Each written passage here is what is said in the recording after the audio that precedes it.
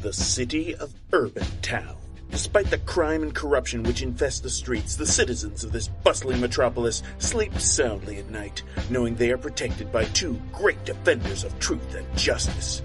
He is Detective Danger, a cunning master of mystery and illusion. She is the Amazon, an ancient warrior of nearly limitless power. As they seek to defend the citizens of this fair city from the forces of darkness, they are comrades in arms. In their everyday life, not so much. This episode, The 10 Pests.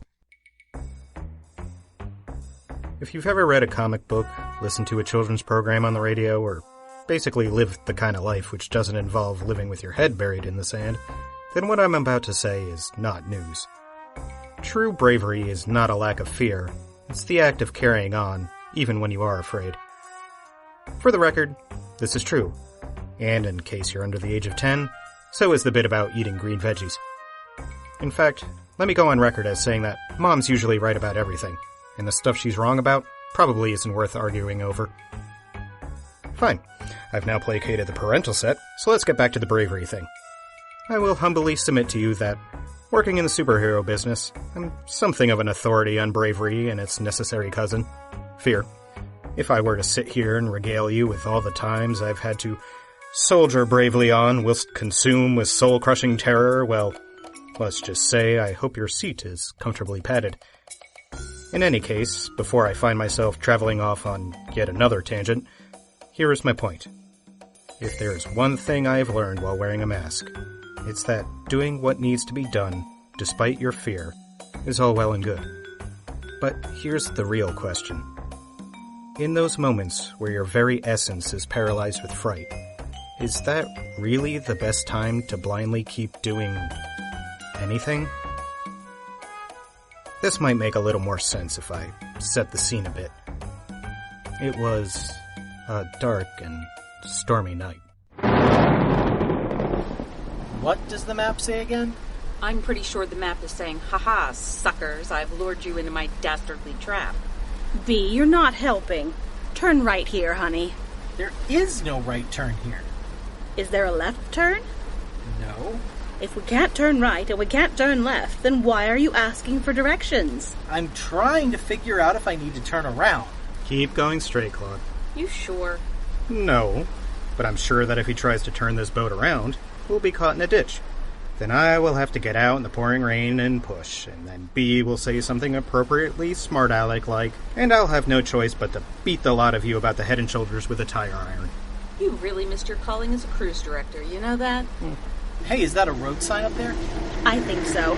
Slow down, honey. I think it says Hathaway Drive. Great. So where's that?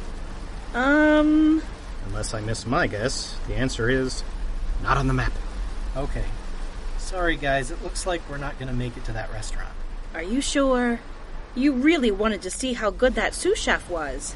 If he's any good, I can try and steal him away next week. I can barely see the road tonight. This is dangerous. No. Dangerous is keeping me and Benny in the back seat with low blood sugar. Sorry, guys. If we pass by that burger joint we saw earlier, it's my treat. I'm going to try and turn around here.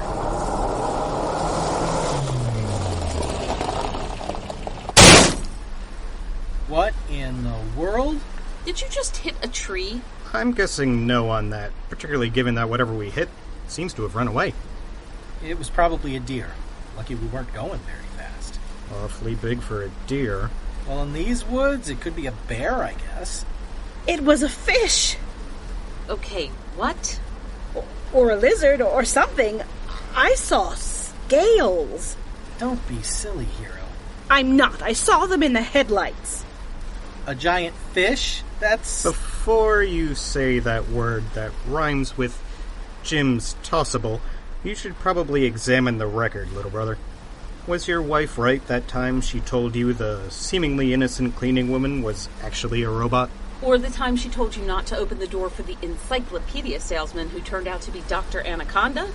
Though, to be fair, the advice was still sound for an ordinary encyclopedia salesman. Granted.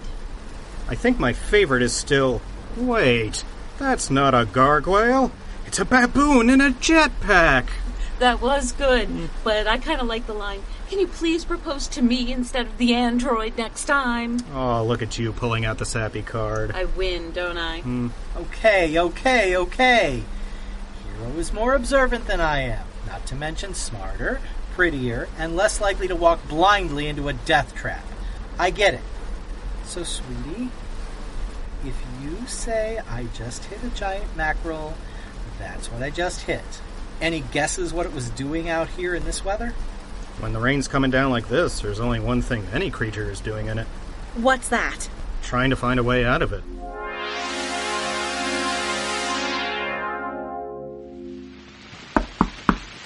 Knock louder. What? Knock louder. They might not be able to hear you over the... What? I think I just saw a light. Can I help you?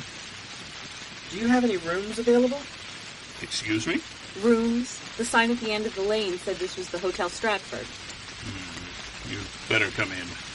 Thanks. I think I saw animals walking 2x2. Before we go too much further, I should explain there's been some mistake. This building hasn't been a hotel for almost 40 years. But the sign? The sign is a historic landmark. Due to a fire in the 1800s, the sign is actually older than the house. I'm very sorry for the confusion. No, we're sorry to disturb you so late. Can you give us directions to a hotel or even just a restaurant? Relax, young man. Only a true monster would send you out into this weather. I've got some spare rooms. You're welcome to stay here. That's very generous of you. Just don't expect a mint on any pillows. We couldn't put you out like that, Mr... It's Doctor, actually. Dr. Sparrow. Wait. Dr. Sparrow? Professor Sparrow? They used to call me Prof, but yes. Don't I know it? I was in your basic biology class. You were? I'm sorry, I don't remember you specifically. I had so many students. He was probably the one snoring in the back row. Oh, not likely. Fall asleep in Prof. Sparrow's class, and you were likely to wake up with a python crawling up your pant leg. I only brought the python out on special occasions. Just so happens there was a lot of special occasions? Something like that, I suppose. Your friend said you were looking for a restaurant. I take it you haven't eaten? Well, no, but we couldn't impose Speak for yourself, martyr boy. If he's offering, I'm imposing. No imposition at all. I tend to eat late myself. Miranda, dear. Yes, Father? We're coming. Did you... Oh, Now, don't get excited, dear. These people just got lost in the storm. They'll be staying the night. Go tell Stefano we're having guests for dinner. It's okay, Miranda. Come on, let's go. Freddie, you'd better call your mother before the phone lines go out. Tell her it's not safe for her to drive out here. You'll have to stay here tonight. Sure thing, Dr. S. I'll use the phone in the kitchen. Come on, Miranda. okay. You'll have to excuse my daughter. She's terribly shy around new people. Well, we hate to disturb her. Not at all. It's good to try and get her out of her shell. Once we're all at dinner, I hope she'll get used to you. Hey, we always grow on people.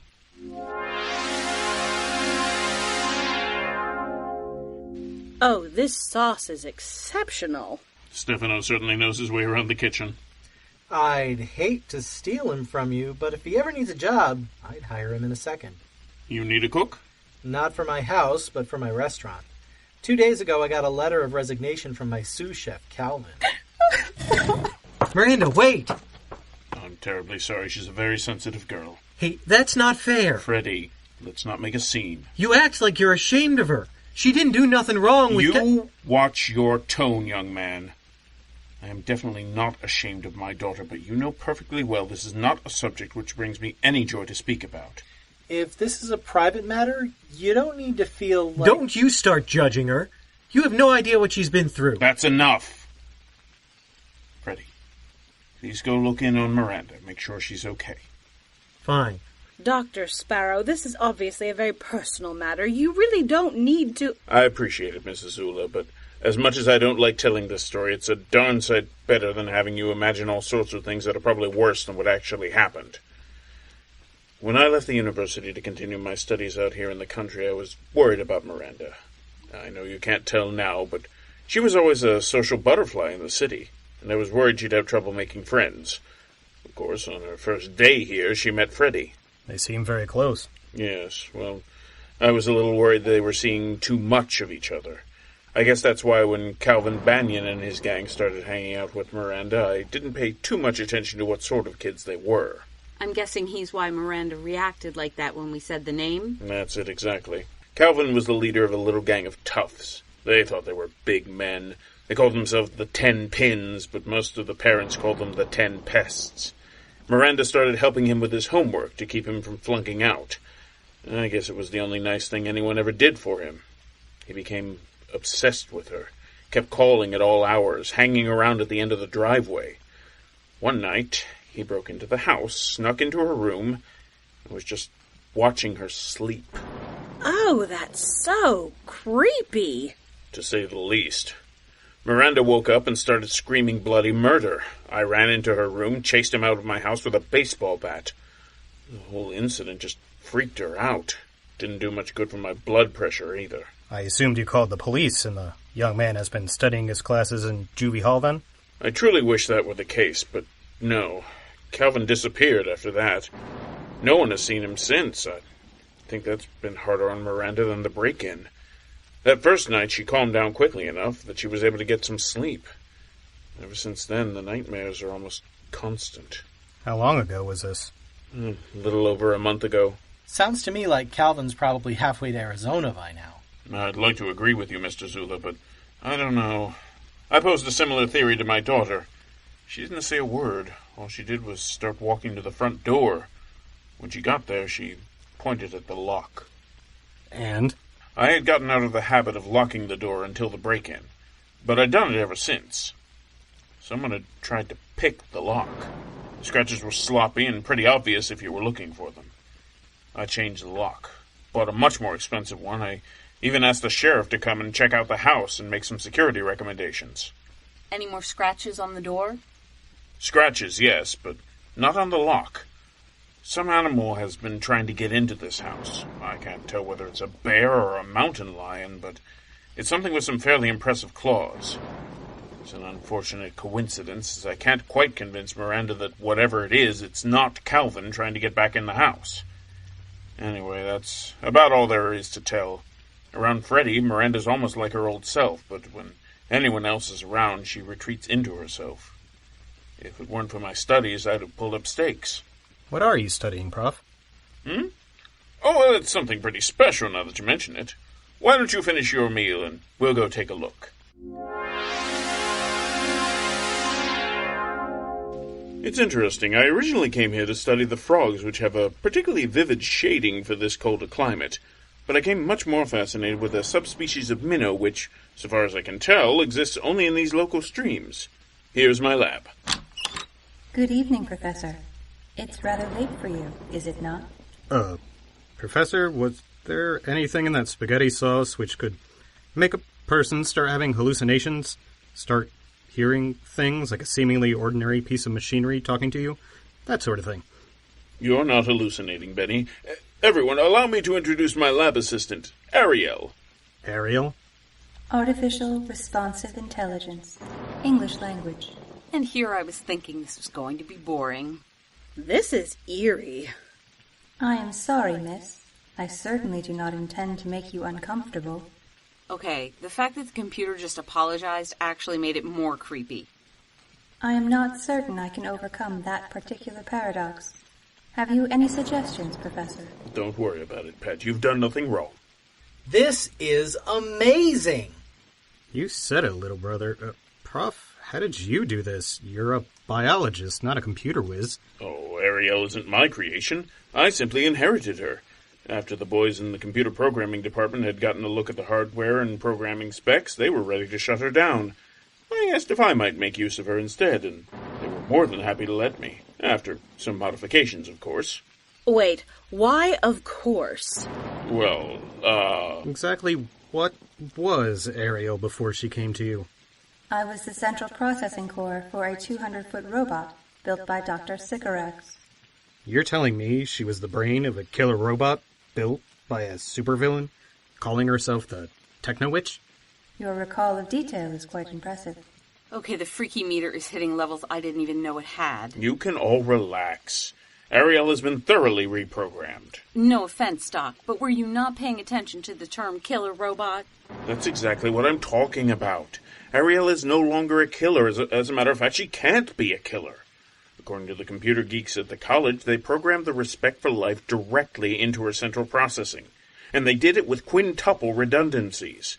Ariel would literally shut down and self-destruct before she could kill anyone. And it doesn't disturb you that they had to work that hard to get such an important concept across? I assure you, Ariel poses no threat whatsoever. We're perfectly safe. Dr. Sparrow! Dr. Sparrow! Freddy, what's going on? Was that Miranda screaming? She's okay, Doc, but Stefano's not. What's wrong with Stefano? He's dead. As far as any of us could tell, Stefano, the cook, decided in the middle of the pretty severe downpour that he needed some more coal from the coal shed. I'm sure he thought to himself, so I'll get a little wet. I'll survive. He was right about getting wet, but not about surviving. I guess as far as last thoughts are concerned, 50% right isn't bad. Consider that if the last thought you ever had is, I can safely pass the guy on the hill, then you're 100% wrong. In any case, you didn't have to be a detective to tell this was no accident. Not to go into too many details, but parts of him were no longer attached. So, pop quiz time. You're in a remote house with lots of places to hide. There's an apocalyptic thunderstorm outside, and you've just discovered that someone in the house has been murdered. Of course, as always happens in these situations, the phone turns out to be just as dead as the murder victim. So, what do you do? Those of you who chose answer A, split up and look for clues, please make sure your last will and testament is in order before you go, because you won't be coming back. If you chose answer B, get in your car and take your chances with a storm, then I give you full marks for creative problem solving. Unfortunately, you're likely to find, as we did, that your car is sunken into the mud and not likely to be going anywhere. The correct answer is, of course, answer C. Get everyone into the most defensible room possible and make sure you can keep an eye on everyone, just in case the killer didn't really come in from the outside. This is the absolute best decision for keeping everyone alive and safe. Unless, of course, you are a superhero who thinks you can take care of this killer by yourself, if you could just find a way to slip away and not reveal your secret identity. Where do you think you're going, Hotshot? Just going to the can, B. Do you know that your nostrils flare when you're lying? My nostrils are not flaring. But you were checking yourself out in that mirror to make sure they weren't, and you wouldn't have had to do that if you weren't lying. Why is it you know I'm lying now, but not when I said I didn't mind if you joined us when we went to that restaurant? Oh, I knew you were lying. I just didn't care. Relax, B. I've got my gun with me. Benny, let's pretend that instead of questioning why you feel the need to bring a gun everywhere, that I'm actually impressed with your preparedness. Let's further pretend that I think enough of your prowess with that .45 that I'm reasonably sure you can handle yourself against any killer you could possibly run into. So, what's the problem? What if there are two killers? And come to think of it, what if it's not a person? You saw the marks.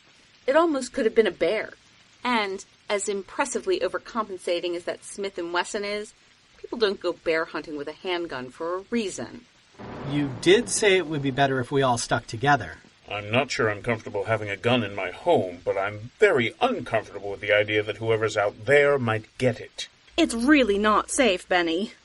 Please, mister, don't go out there. All right. Jeez. Tiny Tim be coming out next? So you're staying? I'm staying. That's final? Except for one thing. Where's the kid? What? Freddy! He wouldn't. 16-year-old kid? Point taken. Please, you have to find him. I'm on a kid. I'm coming with you. I have a gun. What are you planning to do? Hopefully not be shot by you. Please! Fine. Come on. The rest of you stay put. I don't need more targets to shoot around. Okay, so we don't know our way around the house, and the kid could be anywhere. Did you have a plan? I thought I'd follow that sound. Help! Sounds like a plan. Come on. Freddy, don't move. Oh, that looks like the giant fish Hero saw. Unless there's more than one. Hey, Ugly! It's running away. You think you hit it? I missed it on purpose, just trying to scare it off. It's heading for the front door. Freddy, get back to the others, and stay there. But... Now! Okay. Smart thing to do would be to go with him. Good thing we're idiots. This way. He could be anywhere in this rain. And in this weather, being part fish is a heck of an advantage. Not to mention that we'll never hear him coming in this downpour. Just keep your eyes peeled, and whatever you do, stick close to me. B? You're not behind me anymore, are you? Alright. Well, I guess I'll take advantage of this privacy to turn on my light distortion matrix and... we'll bring Detective Danger to the party. Hey, good to see the guest of honor could attend. Nice try, Captain Halibut. But that's a hologram you're trying to claw through. 45 probably won't drop you, but 3 shots from my needle gun can drop an elephant. Oh, come to think of it, it works a little better on warm-blooded critters. Slowed you down a bit, but you're still healthy and hale. I should like to alter that save. Well, that's one way to handle that. Not that I don't appreciate being reduced to the second-string superhero, but, what are you doing here? I, heard rumor of this beast, and I have been tracking it. You? Oh, well, my pal Benny called me with a special watch I gave him. You got here quickly. You know me. Good shot, by the way. Looks like you broke what I think might be his ribs. Shall I dispatch it? No. Look, I know slaying dragons is kind of what you do. But mysteries are what I do, and this still has me puzzled. It is a monster, like a hydra. There is nothing to puzzle you. Uh-huh. So, why did it come here? Plenty of deer in the forest. Why try so hard to get through doors which are usually locked? Now that I look a little closer, there's something even more interesting. What do you see? A couple of things. Scars around the arms, like it was restrained. These welts could have come from hypodermic needles. But most of all, it's wearing a belt. Let me turn this thing over. That buckle is not something a hydra normally wears. Sister, you don't know how right you are.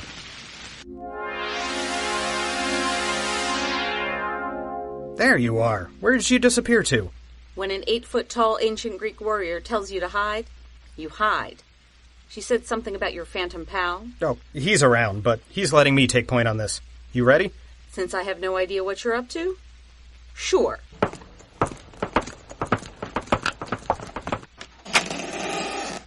The conquering heroes return. B, Benny, you're okay. What happened to the monster? The one you're talking about is out cold. I'm guessing he won't be up for a few hours at least. But there's another monster we have to deal with. What are you talking about? Miranda, come here a minute. Now, sweetie, I'm not trying to upset you, but I need you to tell me something. We found this belt. This buckle is in the shape of bowling pins. 10 pins. This is Calvin's, isn't it? Yes. Miranda, it's all right. It's all right. I'm sorry, Prof. I said I wasn't trying to upset her. On the other hand, I was hoping to surprise her. What? She's not surprised. She didn't need to ask where we got that belt. She already knows. What is going on? I wasn't sure she'd know at all. I was hoping for her sake she didn't. What are you accusing her of? Dad, you better come with me. Miranda, where are you going? Down the hall to your lab. That's the room next to hers, right? Miranda? Come on. This is going to give me nightmares, isn't it? I'm going with yes, based on the look on Benny's face. Miranda, what's going on? Why did you come in here? Because this is where it all happened. Ariel, you still here? Indeed I am. I cannot leave, sir. How may I be of service? I'll get to you in a minute. Prof, after Calvin snuck in, did it strike you as odd that Miranda knew someone had tried to pick the lock? I thought she just noticed when she came in from school. I don't think so. Miranda knew about it because Calvin didn't just try to pick the lock. He succeeded. What? He came back, didn't he, Miranda? I wouldn't even want to try to guess what was in his head, but he did come back. Yes. I'm guessing, though, that he didn't know his way around too well. And since your door is next to the lab, he came in here first. That is correct. What? Ariel, you never told me this. I certainly would have, Professor. I am programmed to tell no falsehoods. You simply never inquired. So young Calvin picked the wrong door and runs into a talking computer. He gets curious and walks in to learn more. But, Ariel, you knew what happened earlier that day, didn't you? My auditory sensors did pick up that information, yes. So you kept him busy. I'm guessing you somehow tricked him into standing near those clamps? I have remote control of them, as well as access to some of the sedatives the professor uses. And restraining and sedating a human doesn't count as harm in those redundant safeties in your head? Correct. But then what? Somewhere in that circuitry of yours, you probably felt protective of the professor and his daughter, but you couldn't do any harm to Calvin because he was human. So you took the next logical step. You tried to make him not be human. I infused his biological material with that of the professor's fish specimens. He became stronger, more powerful. That could certainly not be construed as harm. Dear Lord, no. That's about how I figured it. This next one is just a guess.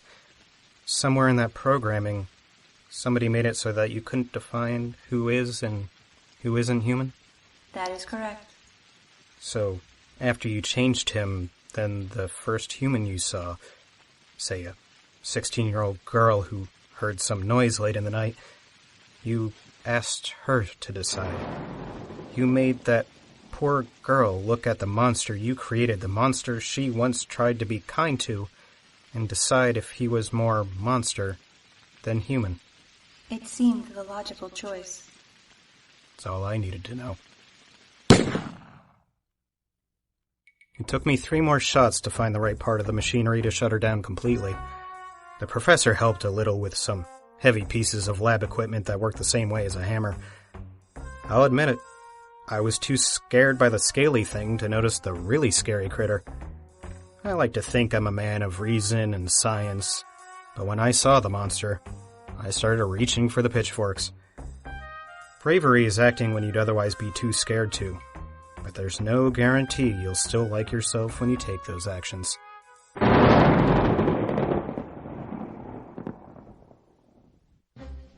You've been listening to Detective Danger in the Amazon, Episode 3, The 10 Pests, produced by Seat of Our Pants Players, written and directed by Dan Wenzel.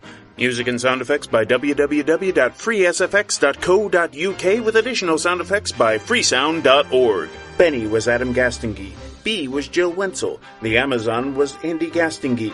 Professor Sparrow was Dan Wenzel. Miranda was Rebecca Scheimer. Freddy was Andrew Dell. Liz Music was Ariel. Claude was Rick Tennant. And Hero was Brianna Kubi. Thanks for listening, everyone. We'll talk to you later.